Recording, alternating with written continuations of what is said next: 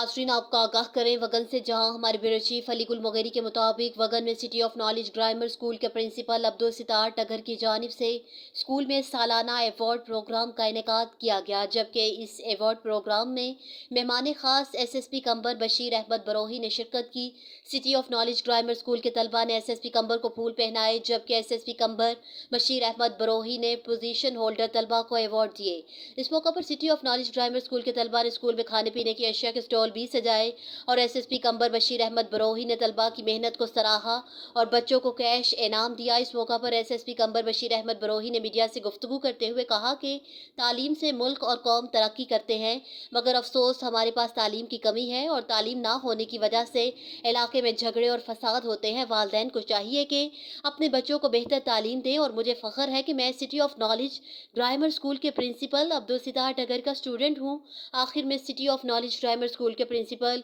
Abdul sitar turgor ने बिलखसूस SSP कंबर बशीर अहमद बरोही और DSP वगन और दीगर मेहमानों का शुक्रिया अदा किया।